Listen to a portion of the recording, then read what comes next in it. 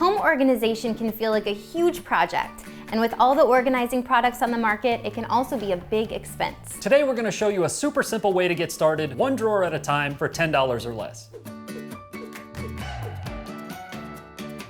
Recently, we sat down with Kat Pettey of Neat Method, who stressed the importance of a functional kitchen. And our guest today is Kat Pettey from the Neat Method, and we are talking about ways to create an organized and functional, sustainable home. So if everything has a home, it's so much easier to keep it maintained. Yeah, it's just less likely to get messy and disheveled if everything has a place, especially with like drawer dividers. Yeah, I think it's just important to kind of come up with a plan first and take the time to really create a system that's going to be sustainable, because that is the only way it's going to be sustainable.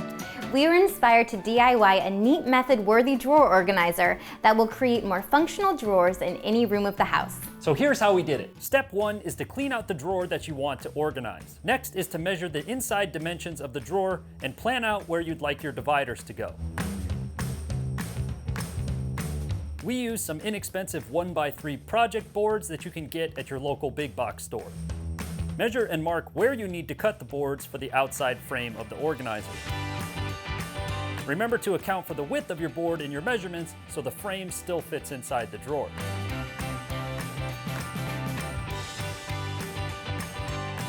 Using painter's tape to hold the boards together, creating a corner. Apply wood glue to the edges of the joint and tape the frame together and allow the glue to dry in place. Make sure each corner is square before the glue dries, or it won't fit inside the drawer. You can check to make sure it's square by measuring both diagonals. The numbers should be the same. Now you can start measuring the inside of your frame and putting in the divider. It's very easy. Just measure, mark, cut,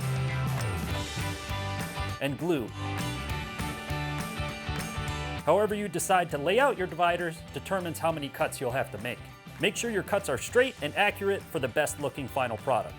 Once the glue is dried, you're ready to slide the organizer into the drawer and fill it up. If you want, you can also paint the organizer to add a nice contrast to the inside of your drawer.